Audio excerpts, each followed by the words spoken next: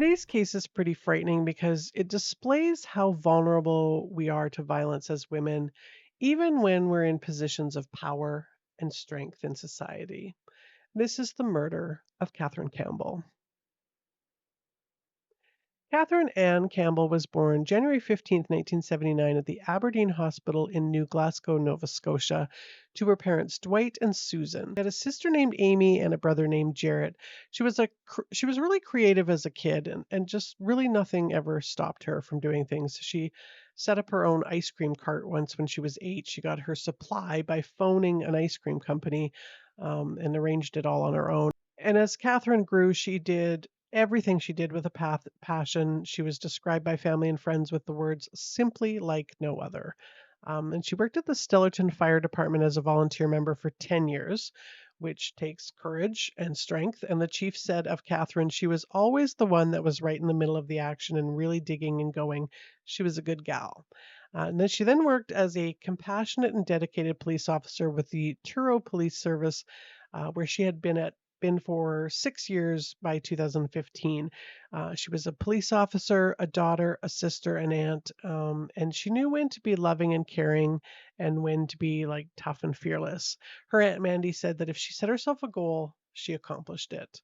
And at the age of 37 in the fall of 2015, she was single, ready to mingle, but not really looking for anything serious. Her work kept her busy, and in this day and age, having a partner isn't exactly necessary if you're paying your own bills. So on the night or sort of early morning of September 11th, Catherine left her apartment to go to a pub called the Ale House at about 1 in the morning. Now, I'm not sure if she was going to meet friends there or not. Probably not. It was likely like her regular hangout when she was off duty, and she just knew a lot of the regulars there. She was like finally off duty for the week. She'd had a bit of a stressful week, which I would think as a police officer most weeks would be. And she was ready to just kick back and relax, have a few drinks, and just kind of hang out for a bit. So, meanwhile, in another part of town on the day before, 27-year-old Christopher Garnier, the only child of Vincent and Kimberly, originally from Sydney Mines, had completed firefighting school in Waverley. He took a volunteer job until something more permanent came up in Hayman Plains. He supported himself by working at Good Life Fitness or Simplex Grinnell, which is like a security company installing fire alarms. He sometimes worked at his dad's occupational health and safety company. Well, he had been living with his girlfriend, Brittany Francis, but they had decided to separate. Money had been kind of tight for him, and he agreed to move out to find a new place. But he was also supposed to be starting a new job. So the long-term plan for a while was for him to move back in with his parents for a little bit, but for that night, his friend Mitch DeVoe said that he could stay at his place, which was on McCully Street, for like a night or maybe a few days until he got sort of settled. Mitch had a pull-out couch, and the two started the evening of September 10th having a few drinks at his place. They smoked a little bit of weed, and then they also piled themselves into a cab and then headed for the ale house. And the night went kind of downhill from there for Mitch. He wound up finding himself later waking up in the drunk tank. But the night went a little bit better for Chris, who met the lovely Catherine at the bar. Now, I'm not sure. I don't think anybody really knows if Chris and Catherine had met before they were at the bar. But Chris is on a break from his relationship, and Catherine's, well, like she's a grown woman. I don't know how else to say it. And Chris is not an unattractive man, and he's like 10 years younger than her and really fit. So, they start chatting it up, and that leads to some dancing and a little bit of making out. Okay, well, maybe kind of quite a bit of making out. Like, I guess the bartender had to tell them a couple of times to like cool it. So obviously the evening is heading towards like a one night stand. And again, Catherine, she's a grown woman and a cop. Like a one night stands can seem kind of dangerous, and like I think for the mad average woman, they kind of could be, because you either have to bring a stranger to your own house or go to a stranger's house. But I mean, I'm just going to remind you that you are actually far more in danger from people you know and love. I mean, I'm just saying. So, anyways, they get in this cab and they head to Mitch's house for a nightcap or whatever they're planning on doing there. Now, remember, Mitch is at the drunk tank at this time, so he's not home. And this was around 4 a.m., which is kind of what leads me to believe that Chris and Catherine would have probably seen each other around the pub there, like, and probably Mitch too. I mean, they were best friends. Because to go from like strangers to leaving with each other in like 3 hours is probably not um, feasible. But so she more likely had sort of seen him around before, said hello to him, oh, where's your girlfriend? Well, they broke up, blah, blah, blah. Anyways, consenting adults, it's all good by me. Only it probably wasn't all good because Catherine didn't show up for her shift on the Monday morning, the 14th. So her coworkers are right away like something's not right. So they asked one of the dispatchers to start looking for her, and he went to her apartment in Dartmouth. Her TV was on and her alarm clock was ringing like constantly, but there was nothing that really appeared out of place other than that. Her bed did not appear to have been slept in. Now, they were able to track her movements on the Friday to the ale house and then saw on the CCTV cameras at the bar that they had sort of met up, were talking, kissing, and stuff. And the cab driver that had picked them up said that he had noticed some tension between the two of them, which I'm not sure if he meant like sexual tension or like angry tension, but he dropped them off at Mitch's apartment on Macaulay Street.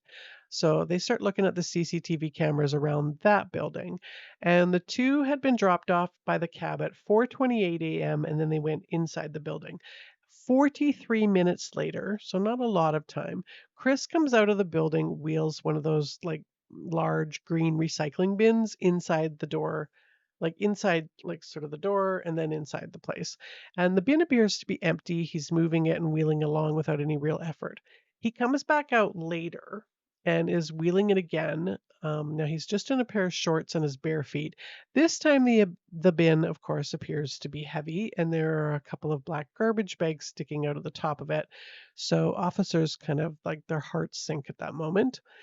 Chris was not at the apartment on the 14th of September. The next day, after meeting up with Catherine, he had actually gotten back together with Brittany. He then went to a birthday party for his dad, started a new job on Monday the 14th. Mitch hadn't really noticed anything out of the ordinary when he came home from this drunk tank. Well, other than the mattress on the pull-out sofa was gone. But that was because Chris said he had vomited on it and he had to get rid of it. Well, of course, none of this is helping the officers feel any better about this. So the investigators need to know where Chris went with this green bin because he didn't come back to the building with it. It's not with any of the other bins. Now, the place where Mitch lived from the street, it kind of looks like a house, but I think it's actually more like a fourplex with like 4 units in total, with each having its own entrance on the street level. Now I could be wrong about that. I don't want to give out the exact address because, well, I just don't. So the footage that they were watching is probably came from like ring cameras, maybe cameras posted outside of the building because I don't think they would have had any kind of like hallway cameras. It's not an apartment building. So they tracked down a witness, Andrew Golding. He was on his way to work on the morning of the 11th, and he was walking past a man who was wheeling a green bin behind him. He was coming down Agricola Street, and then turn left on North Street towards Barrington Street and then the McDonald Bridge. Andrew said, "He passed by me in very close range with the bin, close enough that I had to step out of the way. He had a frown, a grimace on his face, as if he was under physical or mental duress." So the officers obtained footage from the Bridge Commission and saw that Chris had wheeled this bin to kind of a wooded area near the bridge and then dragging like something kind of heavy towards the area. But it wasn't the bin, but it was something that he had sort of grabbed from around the area. Now, unlucky Constable Adam Cole was tasked with going to this wooded area and looking around. So he was using his flashlight because it was dark by this time. This was on September 15th. He saw a small wheel mark. He saw some small wheel marks in the dirt under the bridge, and then spotted a red-colored box. And seeing the box kind of made the hairs stand on the back of Adam's neck. So Adam had to crawl to where the box was. He lifted it up enough to see the back of a head under it, and there was a flower clip in the hair. And the green bin had been found. It was discarded somewhat nearby. The red box was actually later described as a feral cat box. And so I guess it's like a trap that they use to keep stray cats out of the area. It weighs about 90 pounds. Constable Randy Wood was called into that area to do the photographing and videotaping of the scene, and he was in the process of setting up some lights because it was still dark out. And while setting up his equipment, he got a call to take it down like really quickly because they were tracking a suspect vehicle and it looked like he was heading to that area. So he quickly took his lights down, and Randy and Adam hid out of the sight until the car pulled up, which was pretty much at the spot right where those wheel marks had been. And when Chris got out of the vehicle, he was arrested. And inside the vehicle, which was actually Brittany's SUV, they found a blanket, a tarp, rope, and gas cans, and some gloves. There was also packed in his car his toiletries, some clothing, his passport, and medication, and notes that he'd received from Brittany, like love notes. Chris was taken in, he was questioned, and like a little bit of this is available online, but he doesn't really say anything, and you can really barely hear it. I wasn't able to clean up the audio, so there's really no point in playing it for you. But I was able to get a transcript of a small portion of what he did say about what his plans were after he'd killed Catherine. Which he basically cries and says he doesn't remember what happened as far as actually killing her, which he clearly did kill, which we'll get to some more of the evidence that they found in a bit here. So Constable Allison, Constable Jody Allison, who was questioning him, says, "Okay, well, the stuff you had in your car, what was that for?" "Well, I had my bags because I wasn't sure if I was going to leave or not." "Right. What else?" "The tarp and gas. It could have been for one of two things." Which were what, Chris? That's what I'm saying, Chris. What were those things for? What? What did you have those for? You know you had them. You know what you had them for. You were going back down there to get her. Thought about it. Yes, you were. And you were going to go. What were you going to do with the gasoline? I don't know. Chris, stop playing this game. Okay, seriously, you knew what you were going to do. If there hadn't been anybody around there, you would have went down and did that. I don't think I could have. I drove by there before. Yes, I know you drove by there before. We were following you. I appreciate your honesty, okay? I appreciate your honesty. I was going to go somewhere, I don't know where. One thing I forgot to grab out of my truck was I have a sleeping bag. I was going to use the tarp like a shelter, use the gas because the ground was wet, but that crossed my mind. So you were going to use the gas to dry the ground out, you mean? Well, you were able to burn wood and make a fire. Okay, okay, I see what you mean now. I don't know what I was thinking. But I couldn't. Chris, you had your girlfriend's car too, right? Why? Why would you do that? Because you didn't want. No, I didn't have a lot of gas left, and I thought that she might have more in case I had to go for like further away to try to get away. Now, some of the additional evidence that they found were his necklace, which had actually been a gift from Brittany. He had thrown that on a roof of one of the houses near Mitch's. That chain had both his and Catherine's DNA on it. He went out and purchased a new one so that Brittany wouldn't get suspicious of it. It got damaged when he was strangling her, which is sort of what they believe was the cause of death for her. Likely she was grabbing at his neck, which did have some scratches on it to defend herself. Some of Chris's DNA was also found under Catherine's nails. There was Catherine's blood found in the glove of and the grooves of Chris's watch band, as well as some in a sink in the house. In the dumpster at the EHS parking lot, which was across the street from Mitch's, they found a black garbage bag which contained a T-shirt with blood on it. Catherine's keys and a couple of bloody towels. The mattress and the bed sheets that he had told Mitch had vomit on it were never found. Also never found was Catherine's ID, her shoes, or her cell phone. Her autopsy showed that she had likely died of strangulation and also suffered two black eyes and a broken nose. Now, obviously, Chris was put on trial for murder and interfering with human remains, which I believe was in May of 2018 that happened under Justice Joshua Arnold. The Crown's case was that, for whatever reason, we'll likely never know why, in the 43 minutes that Catherine was in Mitch's house with Chris, he punched her and beat her before manually strangling her with his hands, which is an act that takes between 2 to 6 minutes before the person's dead. And this is what I really hate about strangulation as a cause of death for someone. If you shoot someone or stab someone, it's quick and final. You could claim like there's no you can't There's no moment for regret. What's done is done.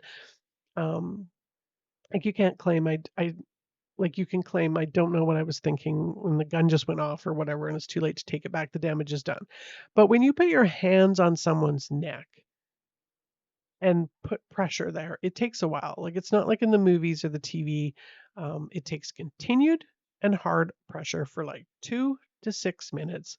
And if you lift your hands, the person starts to breathe again. So, like, make no mistake, strangulation is a choice. It is not something that you can say, I don't know, it just happened. Like, choking doesn't just happen. And to demonstrate this, the Crown prosecutor, Christine Driscoll, she stayed silent for 2 minutes during her closing arguments so that you could see like just how long that is. It is a very long time. Now, Chris testified on his own behalf. The defense said that Katherine had died during consensual rough sex, which, like, Katherine had wanted to involve punching and slapping. So she wanted two black eyes and a broken nose, but also that he didn't remember anything and pointed to the fact that he had searched on his computer after the murder Cipralex and violence, Cipralex and alcohol, Cipralex and marijuana, and Cipralex and memory loss. Now, Cipralex is like a brand of escitalopram, or it's like an antidepressant.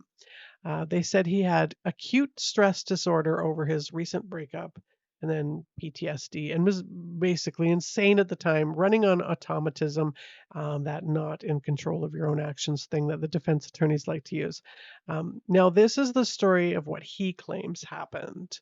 So they were laying on the pull-out bed, and he's like pleasuring her with his hand, and she asked him to punch her, which like she asked him to do while his arm was already across her neck, and she's like pulling his arm, basically cutting off her own airway when she does it. And then he noticed some blood on his arm, I guess after he punched her, slapped her, or whatever. Gets up to wash it off. I guess I guess he's wondering like, oh, what's that from? And then comes back and she's gasping and then just stopped breathing. So let's see how some of this cross examination with Miss Driscoll, the prosecutor, went. You've come up with an explanation that explains from your point of view what happened and also entirely places the explanation and blame on Miss Campbell, correct? I'm not trying to blame Catherine. She was nice to me that night. Just because she wanted to do that doesn't make her a bad person. So she asked, so Christine asked her, well, you said when you were arrested, you heard Catherine take her last breaths, but now you say that you heard air leaving her lungs up to the very early morning hours of September 11th. And then Chris said that he couldn't remember the details. He wasn't sure what he heard or when. But you're a trained firefighter, aren't you? You're a trained first responder and you don't know what you heard? Well, I was trying to decipher what I was hearing. I didn't know. Well, you would know if a person's neck was injured, wouldn't you? And that great care needs to be taken when handling that person. So your arm's across her neck, and you went to get a towel when you saw blood on your arm after slapping her across the face, and you pulled her up by the shoulders and shook her when you got back. You're not the least bit worried about injuring her? Honestly, I don't know what I was thinking. Well, why didn't you call 911 or do CPR? Well, he didn't really have an answer for that other than not remembering anything or what he was thinking. During the police interview, he never mentioned anything about domination or asking him to choke her. Constable Jody Allison had asked specifically about rough sex, and he had said, no, it wasn't like that. He says, I was telling them what they wanted to hear, and I didn't want them to think I was just trying to blame it on her. Well, you're blaming her today, aren't you? So, after 5 hours of deliberation, the jury said he knew exactly what he was doing and convicted him, and Justice Arnold agreed that he was fully aware of what he was doing when he dumped her body and hid it in the bushes and then tried to get rid of a bunch of evidence and clean it up. He was pretty perturbed, this is the judge, that he had left her after dumping her over a small cliff from a base. It was a dirty green recycling bin, and then put a cat box on top of it before going back to his girlfriend and then going on like nothing had happened. And then when asked if he had anything to say, he stood up, he unfolded this little piece of paper he took from his pocket and said, I never intended for this to happen, but my actions contributed to Catherine's death, and I accept responsibility for that. I have a hard time understanding why I did what I did afterwards and still can't remember most of those actions. I'm disgusted by them. I'm sorry every day for the pain I've caused you to go through, and I hope that you can one day forgive me. So during victim impact statements, Catherine's mom said, "As we struggle to deal with our loss, we know one thing. There will be no forgiveness, none. How do we put into words how our lives were forever changed by the death of our child? You cannot imagine unless you've been there yourself. The disbelief, the heartache, the emptiness, sorrow, nightmares, tears, and the sense of loss consuming." Catherine was the victim, and every day we walked into this courtroom, she was victimized over and over again. We were constantly reminded of the accused rights, but what have we seen of the victim's rights? It is our family that has been given a life sentence with no chance of parole. Like, hear, Susan, hear. In the end, he was sentenced to life with eligibility for parole after 13 and a half years for Catherine's murder, and then another 4 years for indecently interfering with human remains, which is concurrent to the life sentence. Now, he appealed, blah, blah, blah, on the basis of his statements weren't voluntary or something stupid. Whatever, it was denied. Now, I want to get to the part about the mitigating factors that were used in reducing his parole eligibility. Now, this was the fact that he had no criminal record, and as best as anyone can tell, had never done anything remotely like this before. But you would not believe the number of people that testified at his sentencing in support of him, begging for leniency for him. So let's kind of out them here. Well, first there was Brittany Francis. She went back to him right the night after he killed Catherine. She didn't know that he'd killed anyone. He replaced her necklace or his own necklace, so that she wouldn't ask questions. She testified for him, and the Crown showed her a bunch of text messages between herself and her friends that showed that Chris wasn't exactly the best boyfriend, and that while they were separated or on a break for one night, he not only slept with someone else, but he brutally killed her and then hid her body. So let's just sort of read this. This is from the sentencing documents themselves. While very briefly separated from Miss Francis, Mr. Garnier met Miss Campbell, brought her to Mitch DeVoe's house, murdered her, wheeled her body around in a city in a green bin, and then dumped her in a brushy area of downtown Halifax in an effort to hide his crime. Mr. Garnier also brought a new chain as a replacement for the one that had been a gift to him and that was broken during his murder of Miss Campbell. At the time, the chain was on the roof of Fred's. He replaced that chain so that Miss Francis would not be suspicious of him. Mr. Garnier then immediately reconciled with Miss Francis, but did not disclose any of this information to her. Miss Francis testified that despite his not telling her about these events, she does not believe that he was untruthful with her, as she says she did not ask him about these things. Miss Francis maintains that Mr. Garnier is a trustworthy person. While Miss Francis is a loyal source of support for Mr. Garnier as a result of what I can only describe as her naive comments, I do not find her to be a reliable witness at this sentencing hearing. So now let's name some of these other peeps here.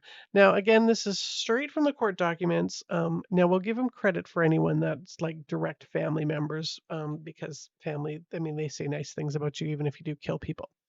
Until he murdered Miss Campbell, Mr. Garnier lived a pro-social lifestyle. Mr. Garnier has provided character reference letters from Vincent Garnier, that's his dad, Angela Garnier, that's his stepmom, Brittany Francis, of course, his girlfriend or common law spouse at that point, Floyd Gates, who's his employer while he was on bail, Tracy Schroeder, his co-worker while he was on bail, Jennifer Aker Gracie, who's a friend of his, Laura McKagan, a friend, Kristen Hyman McIntyre, friend, Mitch DeVoe, friend. He killed her in his apartment. They could have framed him for it. Daniel McDonald, another friend, J.L. Russell, Malcolm McDonald, Sharon Garnier, who's his grandmother, Patricia McEachern, McEachern, that's his aunt. Crystal Logan is the sister of Brittany's. Robin Mills, who's the brother of his stepmother. Allison DeVoe and Andy DeVoe, they're friends of his stepmothers. April St. Hill, a friend of his mother's. Mary Aker, the mother of one of his friends.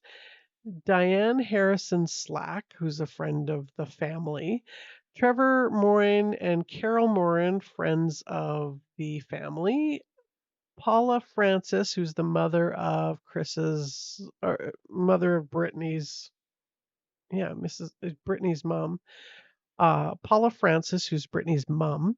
Linda Louise Meisner, who's the grandmother of Brittany. Barry McDonald, who's a friend of the family. Amanda Turalt and Kevin Clark, friends of his. Kimberly Edmonds, the mother of, Kimberly Edmonds, that's his mom. Aaron Francis, who's the brother of Brittany. Calvin Edmonds, who's his uncle. Paul Millington and Karen Millington, who are also friends of the family. Patricia Axworthy, she's a second cousin. Myrtle Richards, who's the step grandmother of Chris's. So the court says these character references variously describe Mr. Garnier as a decent, thoughtful, and gentle person. They say he has volunteered his time variously to worthy causes and has loyally and bravely supported persons who were in trying situations. Some of his family and friends are in disbelief at his participation in this offense.